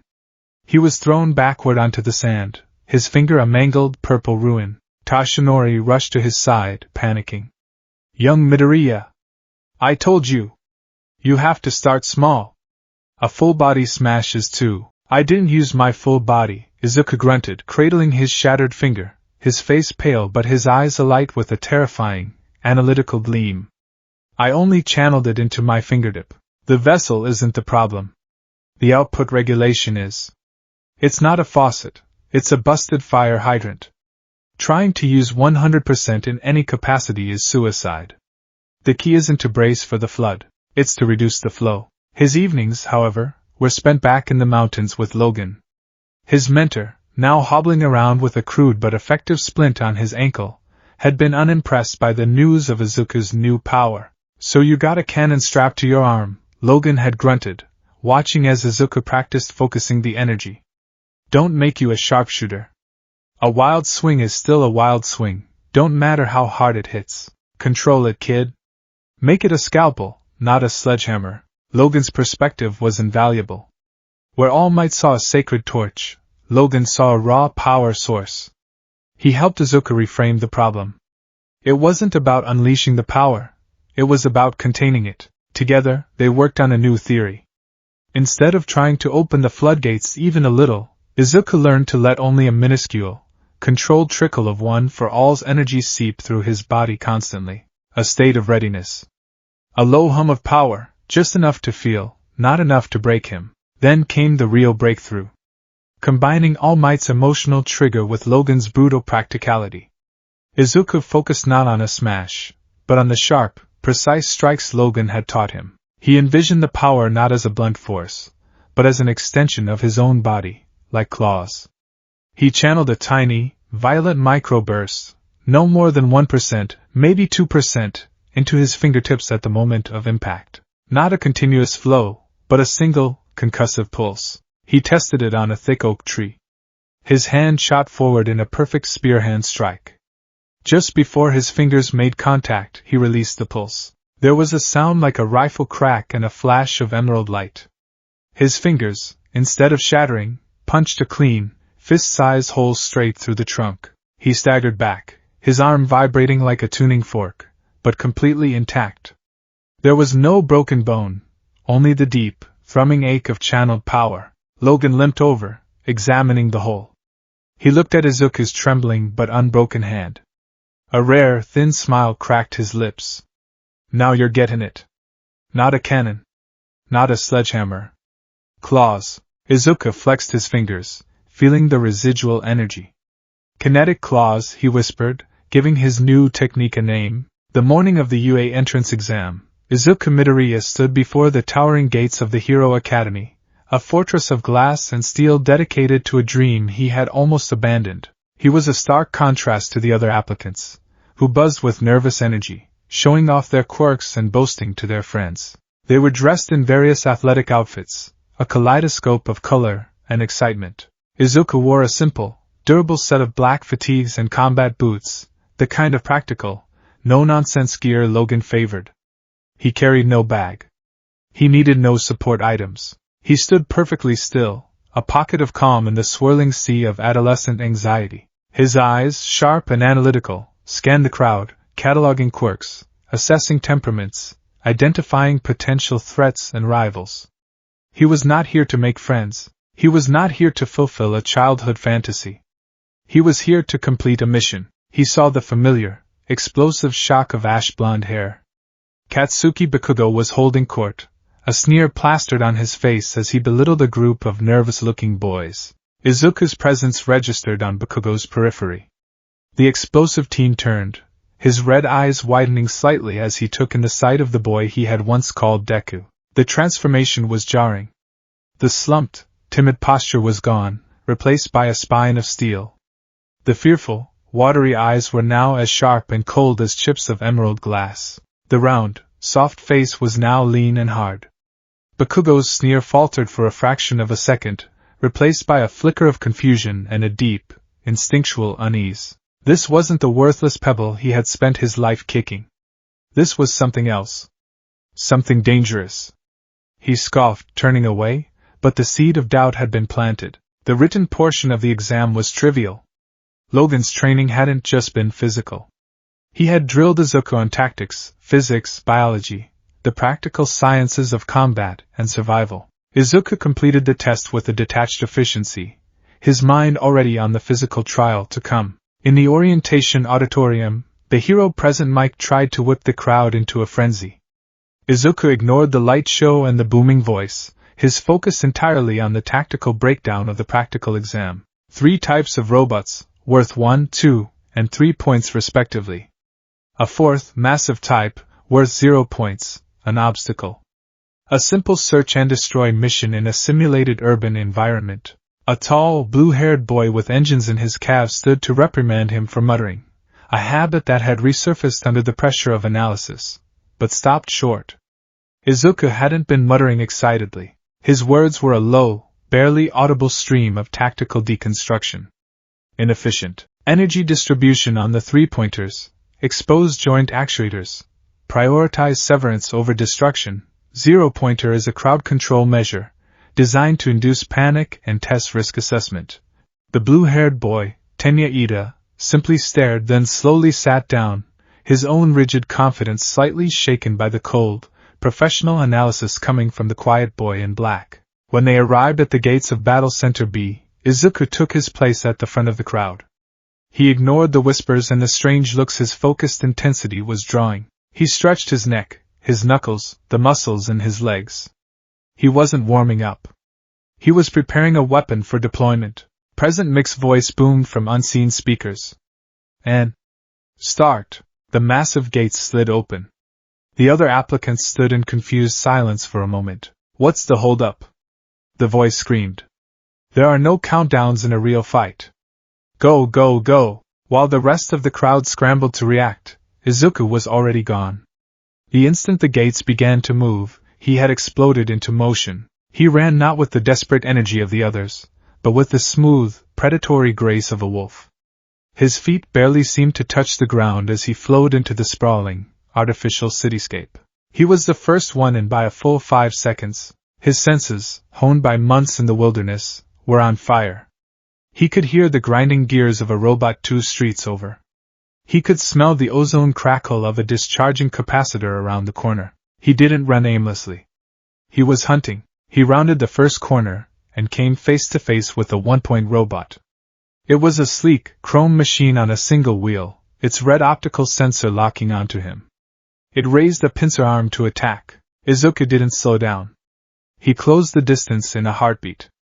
As the pincer snapped at him, he dropped into a slide, the metal claws scraping the air inches above his head. He came out of the slide, his right hand shooting forward. At the last possible nanosecond, he channeled a 1% pulse of 1 for all into his fingertips. Crack! A flash of green lightning. His kinetic claw strike didn't punch the robot, it pierced it. His fingers, momentarily harder than steel, plunged into the robot's central axle, shattering the wheel mechanism from the inside. The robot screeched, its sensor flickering, and crashed into a heap of useless, sparking metal. 1 point. He didn't pause to admire his work. He was already moving, flowing around the wreckage and deeper into the city. A 2-pointer, a larger bipedal machine, dropped from a rooftop in front of him. It fired a volley of rubber bullets from its arm-mounted cannons. Izuku's movements were a blur. He weaved through the projectiles, his body a study in fluid dynamics, each movement economical and precise. The robot was too slow, its targeting system unable to track his unconventional, ground-hugging advance. He ran straight up its leg, his boots finding purchase on its metal plating. In a single, fluid motion, he leaped onto its back, locked his legs around its torso, and delivered another 2% kinetic claw strike directly into the exposed joint where its head met its shoulders. Crack crunch! The robot's head was nearly severed, its optical sensor dying with a final, pathetic flicker.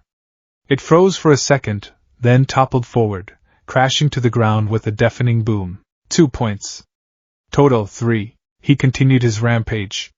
He became a ghost in the machine city, a predator stalking its metallic prey. He didn't engage in prolonged battles.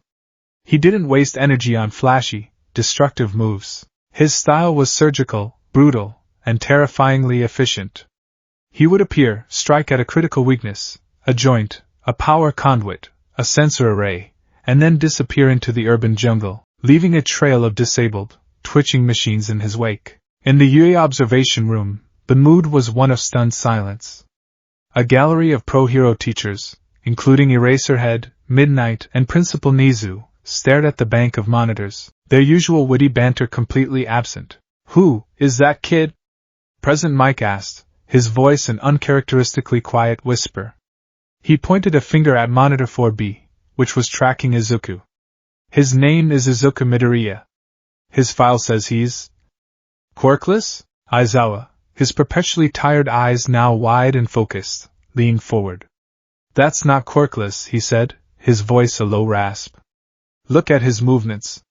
The precision. The situational awareness. He's not using a quirk to enhance his body. His body is the weapon. That flicker of green light, some kind of impact-activated kinetic energy release? Whatever it is, he's dominating," Midnight breathed, watching as Izuku disabled 3 robots in the span of 10 seconds. "He's not fighting them. He's dismantling them. It's unnerving." Principal Nizu, the hyper-intelligent animal, watched with a gleam in his beady eyes. "He is not thinking like an applicant trying to score points," the principal mused, steepling his paws. "He is thinking like a veteran soldier clearing a hostile zone. The efficiency is remarkable. Frightening, even. Where did a boy like this come from?" Back in the city, Izuku had lost count of his points. 40? 50? It didn't matter. The mission was to neutralize threats. He vaulted over a car, his senses screaming a warning. A 3-pointer, a massive, tank-like machine, burst through the wall of a building to his left. It was faster and more heavily armored than the others. Its massive cannon swiveled to aim at him. Izuku didn't hesitate. He changed direction midair, pushing off a lamppost to propel himself toward the robot. The cannon fired, a massive shell of compressed air screaming past where he'd been a second ago. He landed on the cannon itself, sprinting up the barrel toward the robot's main body. The robot tried to shake him off, but his balance was perfect. He reached the main chassis and delivered a rapid-fire series of 3% kinetic claw strikes to the armor plating around the cannon's joint. Crack! Crack! Crack! Green lightning flared with each impact. The armor dented, then buckled, then shattered. With one final, powerful strike, he severed the hydraulic lines.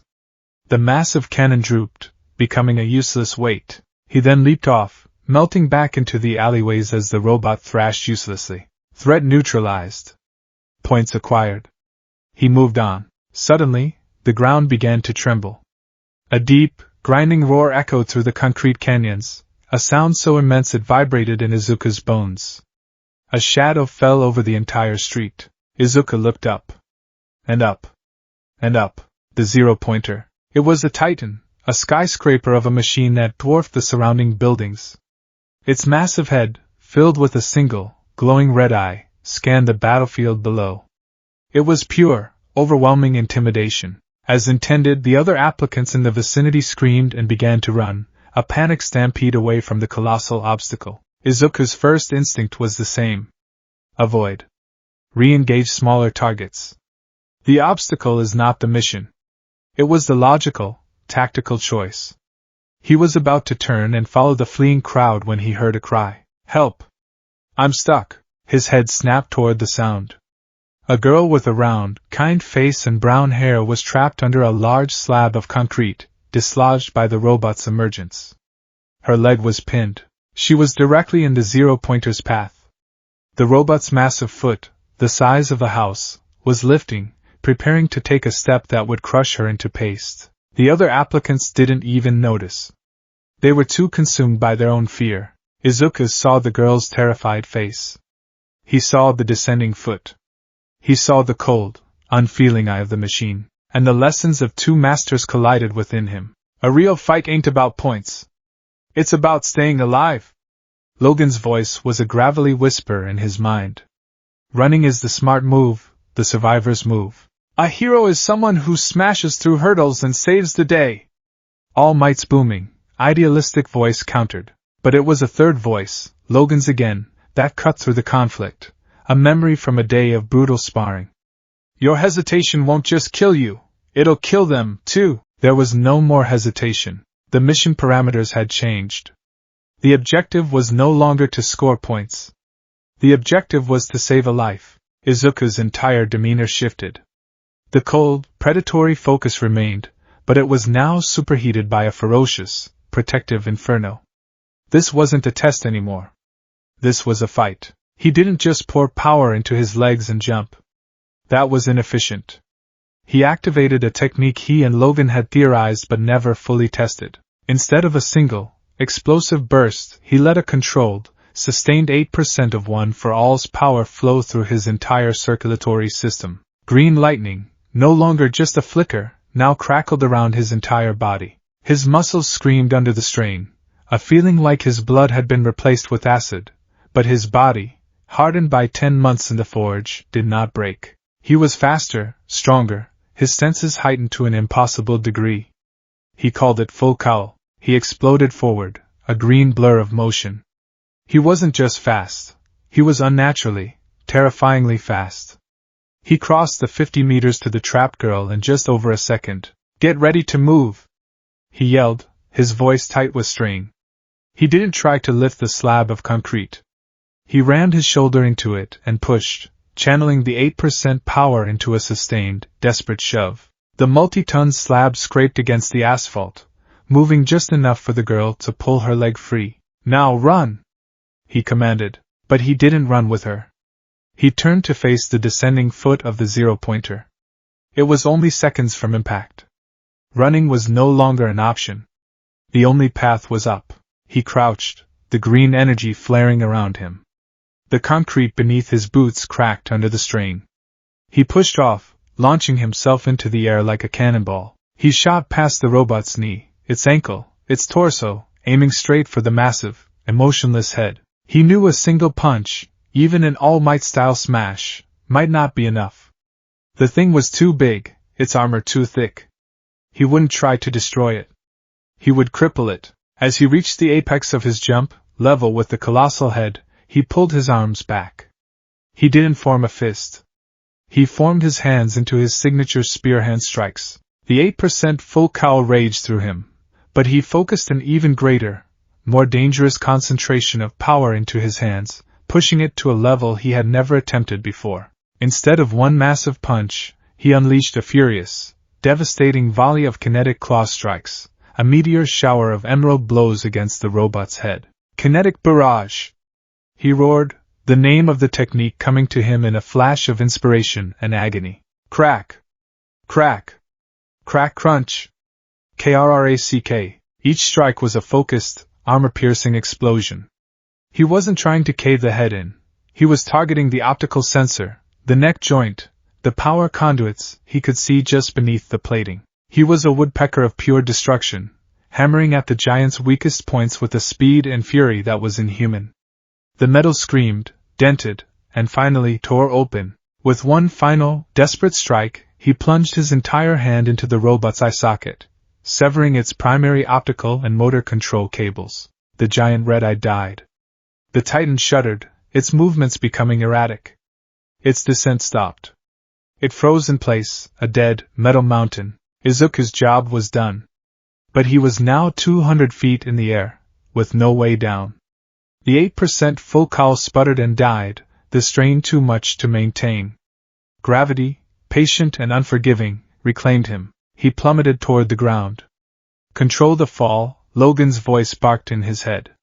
Don't land like a sack of bricks. Disperse the impact. He twisted his body, aiming for the side of a building. He hit the wall feet first, using another controlled 3% burst from his legs to absorb the initial impact, shattering the concrete but saving his bones. He pushed off, flipping through the air, and hit the wall of the building across the street, again using his legs as shock absorbers. He repeated the maneuver 3 more times, a desperate, controlled pinball of green energy, bleeding off his lethal velocity with each impact, until he finally landed on the street below in a 3-point crouch. The asphalt around his feet fractured into a spiderweb of cracks. He stood up, his body screaming in protest. Every muscle felt like it had been torn and set on fire. His legs were shaking uncontrollably. But nothing was broken. Silence descended upon the battle center. The other applicants, who had stopped running to watch the impossible spectacle, stared at him with wide, terrified eyes. The brown-haired girl he had saved looked at him, her mouth open in a perfect O of all. Then the klaxon sounded, signaling the end of the exam. Izuku stood his ground for a moment, his chest heaving. He had done it. He had neutralized the threat. He had saved the girl. Then the last of his strength gave out, and he collapsed onto the pavement, unconscious before he even hit the ground. In the observation room, no one spoke. The array of professional heroes stared at the monitor showing the unconscious boy, a cratered street, and a decapitated, motionless titan. Aizawa finally broke the silence, his voice a dry, incredulous rasp. So, I guess he's in. The letter from Yui arrived a week later. Izuku wasn't nervous. He had analyzed his performance with a cold, detached clarity. He knew his villain point count was exceptionally high, but the real variable was the rescue. He'd had no way of knowing if the judges awarded points for such actions. It didn't matter. He had completed the mission as it had presented itself. The outcome was now out of his hands. Control what you can control. That was Logan's mantra. He opened the envelope in his small, all-might-themed bedroom, a room that now felt like a shrine to a boy he no longer was. A small metal disc clattered onto his desk. It flickered to life, projecting a holographic image of a battered and bruised All Might. I am here. A projection! The hero boomed, though his voice was strained. He detailed Izuku's phenomenal score on the written exam, then moved to the practical. Young Midoriya, on the practical exam, you scored a staggering 60 villain points. An incredible score that would have guaranteed you a top spot on its own. Izuku's expression didn't change. He had estimated his score to be somewhere between 58 and 62. This was within acceptable parameters. But that's not all. All Might continued, a true, beaming pride breaking through his exhaustion. The UA entrance exam is not just about routing villains. A true hero risks their own life to save others, and for that, we award rescue points. For your selfless act of saving that young woman from the zero-pointer, the judges have awarded you 60 rescue points. A scoreboard flashed on the screen, showing the final rankings. Izuku's name was at the very top. Izuku Midoriya, villain points 60, rescue points 60. Total, 120. He had taken first place by a massive margin. Your incredible display of power and heroism has earned you the top spot, All Might declared. Izuku Midoriya, welcome to your hero academia. The projection flickered and died. Izuku sat in the silence, staring at his own name at the top of the list. There was no surge of ecstatic joy, no tearful celebration. There was only a quiet, grim satisfaction. This was not the culmination of a dream. It was the successful infiltration of a target facility. The next phase of the mission was about to begin. He picked up a small, untraceable burner phone from his desk and dialed a number he had memorized. It rang once. Well? A familiar, gravelly voice grunted on the other end. I'm in, Izuku said. First place. There was a pause on the line, then a low chuckle that sounded like rocks tumbling downhill. Good. Don't get cocky. The real fight starts now. Don't let those peacocks with their fancy powers make you soft. I won't, Izuku replied, his voice a flat, determined monotone. And kid? Logan added, his voice dropping slightly. Try not to break all your bones on the first day. The line went dead. Izuku put the phone down. He looked at the acceptance letter, then at his own scarred, calloused hands. The forge of the woods had made him hard. Now, he would see how he measured up against the fire of the hero world. The first day at UA was an exercise in sensory overload. The sheer scale of the building was a tactical marvel. The hallways teemed with the best and brightest of his generation, a chaotic symphony of mutation, emitter, and transformation quirks. Izuku moved through it all like a ghost, a quiet shadow in his perfectly pressed new uniform. He was not the same boy who would have been paralyzed with awe and excitement.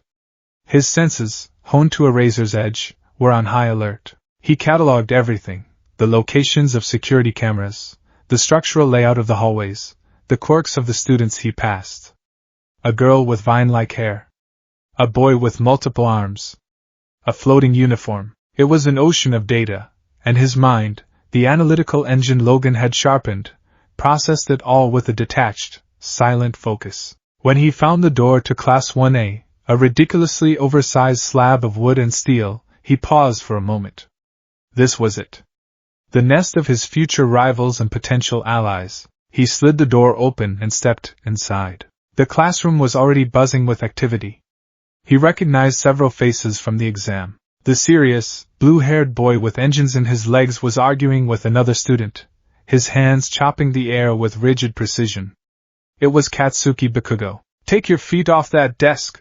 The engine-legged boy, Tenya Ida, commanded. "That is school property. An insult to the upperclassmen who sat there before you, like I give a crap what a bunch of extras think." Bakugo sneered, his feet still propped up, a look of supreme arrogance on his face. "What middle school are you from, Four Eyes?" Izuku's entrance went largely unnoticed, which was precisely how he preferred it. He scanned the room, his eyes lingering on each student for a fraction of a second. A girl with pink skin and horns, a boy with a bird-like head. A red-haired boy with sharp, jagged teeth.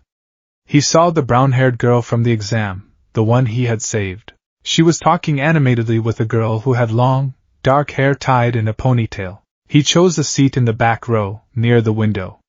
It offered a clear view of the entire classroom and two potential egress points. He sat down, placed his hands on his desk, and simply watched, his presence a quiet, unnerving void in the otherwise boisterous room. It was the girl he'd saved, Achiko Uraraka, who noticed him first. Her eyes widened, and a bright, sunny smile spread across her face. "It's you!" she exclaimed, bouncing over to his desk. "The one who saved me! Wow, I can't believe we're in the same class. That was amazing, what you did! That smash, and then how you jumped between the buildings. It was incredible!" Her energy was a stark contrast to his own stillness. "I was neutralizing a threat," Izuku said, his voice quiet and even. "You were a civilian in the danger zone. The primary objective was your extraction." Uraraka blinked, her smile faltering slightly at his clinical, almost robotic response. Right. Well, thank you. You really saved me." Before she could continue, Ida, having abandoned his crusade against Bakugo, marched over to their desk, his arm chopping stiffly. "I saw you as well," he declared. "You were the one who deduced the true nature of the practical exam before anyone else. I am Tenya Ida, from Semi-Private Academy. I must apologize for my conduct during the orientation. You clearly possess a much greater understanding of the heroic spirit than I. I was analyzing the parameters of the mission," Izuku replied, his gaze unwavering. "It pays to be observant." His calm, detached demeanor was beginning to draw the attention of the other students. The chatter in the room quieted as more eyes turned toward the still, silent boy in the back. Then, Bakugo finally looked over. His red eyes locked onto Izuku, and the world seemed to tilt on its axis. He had seen Izuku at the gates, but he hadn't truly processed it. Now, seeing him here, in this classroom, in this uniform, a place Bakugo believed was his by divine right, a place a quirkless, worthless Deku could never reach, a deep, primal rage began to boil in his gut. "Deku?" Bakugo snarled, the name a venomous hiss. He slammed his feet to the floor and stood up, his hands already starting to crackle with tiny explosions. "What the hell are you doing here? This school isn't for worthless, quirkless losers." The entire class fell silent. The tension in the air became thick enough to taste. Izuku didn't flinch. He didn't look away. He simply met Bakugo's furious glare with a calm, unnerving stillness. "Hello, Kaken," he said, his voice devoid of its old fear. It was flat, emotionless. The exam was open to everyone. I passed. Passed? Bakugo laughed, a harsh, ugly sound. You're lying. You must have cheated. You're a bug. A pebble on the side of the road. You can't be here. He took a menacing step toward Izuku's desk. I don't know what kind of trick you pulled, but if you're all here to make friends, you can pack up and leave. The new voice was a tired, bored drawl that cut through the tension like a knife. Everyone turned to the door. A man who looked like a walking corpse was lying on the floor in a yellow sleeping bag. He took a long slurp from a juice pouch before unzipping the bag and rising to his feet. He was tall and gaunt, with long, black hair, tired eyes shrouded by a mess of bangs, and a capture weapon that looked like a bundle of scarves wrapped around his neck. It took you all 8 seconds to quiet down, the man said, his bored gaze sweeping across the room. That's irrational. Life is not so generous with its time. He stepped into the room, his eyes landing on the standoff between Bakugo and Izuku. I'm your homeroom teacher, Shota Aizawa. Now get to your seats. All of you. Bakugo shot one last murderous glare at Izuku before reluctantly stomping back to his own desk. Izuku's posture didn't change, but his mind had already filed Aizawa away. Underground hero, Eraserhead. Quirk, Erasure. Nullifies emitter and transformation quirks through line of sight. Combat style focuses on capture weapon and hand-to-hand proficiency. High threat level. Right, Aizawa said, pulling a UA gym uniform from his sleeping bag. Change into these and meet me on the field. We're having a quirk apprehension test. On the training field, the students buzzed with confusion and excitement. A quirk test on the first day? Uraraka asked. What about orientation? And the welcome ceremony? Yui isn't a normal school, Izuku stated quietly, stretching his legs. He had analyzed the situation and come to a logical conclusion. This is a test of our baseline potential. Aizawa-sensei is weeding out anyone he deems unfit for the program. As if on cue, Aizawa confirmed his theory. You've been doing these kinds of tests since middle school, but without the use of your quirks. It's irrational. The Ministry of Education is a pack of fools. He turned to Bakugo. Bakugo, you placed second in the practical exam. What was your farthest softball throw in middle school? 67 meters. Bakugo grunted. Try it with your quirk, Aizawa said, tossing him a softball. Bakugo stepped into the circle, a vicious grin spreading across his face. He wound up, his hand crackling. Die! He roared, unleashing a massive explosion that propelled the ball into the sky. Aizawa held up a device. 705.2 meters. Know your own maximum. It's the most rational way to form the foundation of a hero. The class erupted in excited chatter. This looks so fun! The pink-skinned girl, Mina Ashido, squealed. Fun? Aizawa's voice dropped, and the air turned cold. A sadistic, chilling grin spread across his face. You think this is fun? All right. New rule. The student who ranks last in total points will be judged to have no potential, and will be expelled immediately. Panic ripped through the class. Izuku, however, remained calm. It was a logical deception. A rational teacher wouldn't expel a student on the first day without a full performance review. It was a motivational tactic designed to push them to their absolute limits. It was a tactic Logan would have used. The tests began. The 50-meter dash. Izuku lined up against Ida. As the starting gun fired, he didn't use full cowl. That was a high-output technique for emergencies. Instead, he channeled a precise 1% of 1 for all into his calves with each stride, a rhythmic, concussive pulse that propelled him forward with explosive, yet controlled, speed. He wasn't as fast as Ida's raw engine power, but he finished in 4.13 seconds, a blur of motion that shocked his classmates. Next, the grip strength test. He held the device, focused, and pulsed the 2% kinetic claw into his fist. The device's screen shattered, unable to register the instantaneous spike in force. Aizawa glanced at the broken machine and made a note on his tablet without comment. The standing long jump. He cleared the entire sandpit. The side-to-side steps. His movements were a fluid, efficient blur. In every test, he demonstrated a level of physical prowess that was utterly inhuman, yet he did it with a quiet, focused intensity that was more unsettling than impressive. He wasn't showing off, he was executing maneuvers. Finally, it was his turn for the ball throw. He stepped into the circle, the soft ball feeling light and fragile in his hand. He could feel the eyes of his classmates on him, but one pair burned hotter than the rest. Bakugo was watching him, his face a mask of simmering disbelief and rage.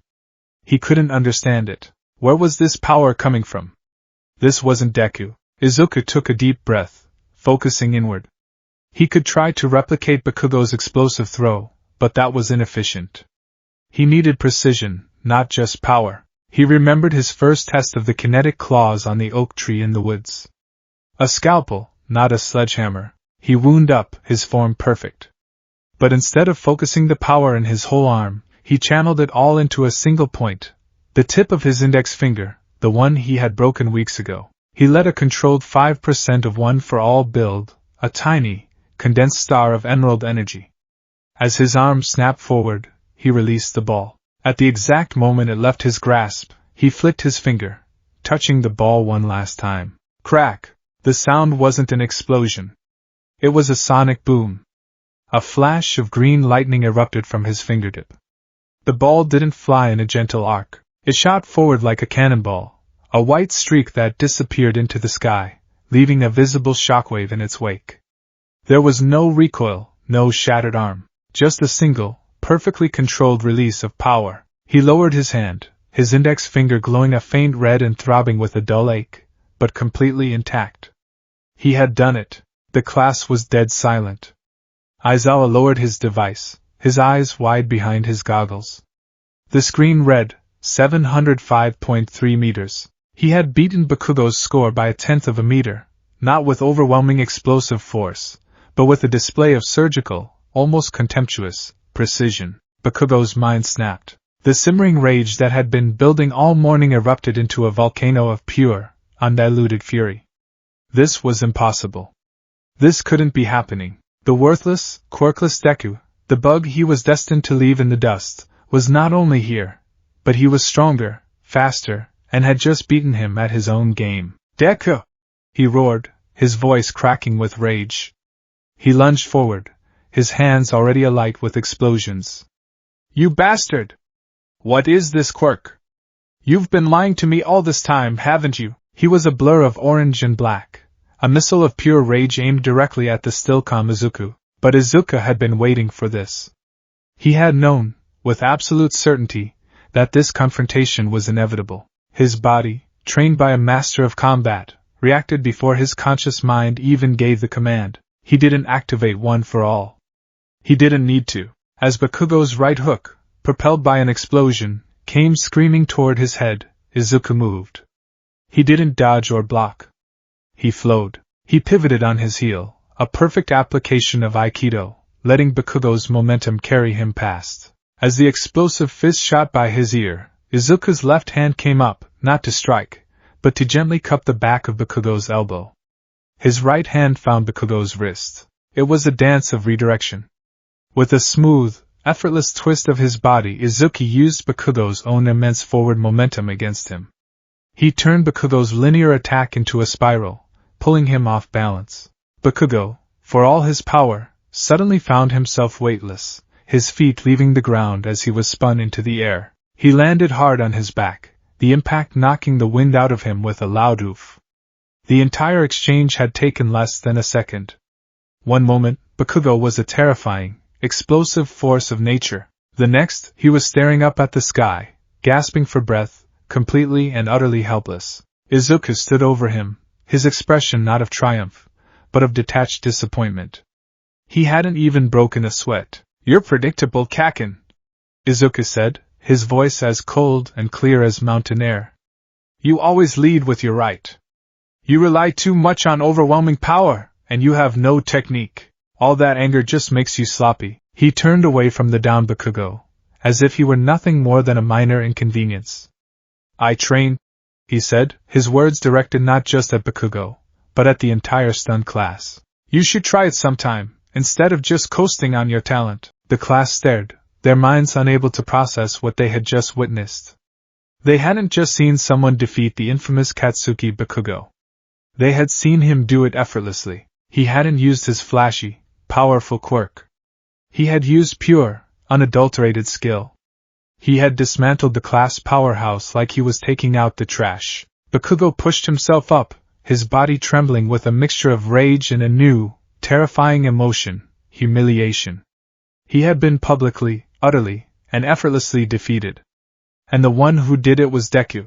Before Bakugo could launch another suicidal attack, Aizawa's capture weapon shot out, wrapping around the explosive teen and neutralizing his quirk. "That's enough," Aizawa said, his eyes glowing a menacing red. "Don't make me use my quirk on you. It gives me serious dry eye." He reeled Bakugo in. He then looked at Izuku, his gaze sharp and analytical. He had seen everything. The boy's calm anticipation, the flawless technique, the cold, cutting words. This wasn't just a powerful student, this was a fighter. A real one. He was more like an underground hero than a first-year student. Aizawa was no longer just intrigued. He was deeply, profoundly impressed. He deactivated his quirk and addressed the class, who were still staring at Izuku with a mixture of fear and awe. "Alright, that's the last test." The expulsion was a logical deception. He projected the final scores. Izuku was in first place.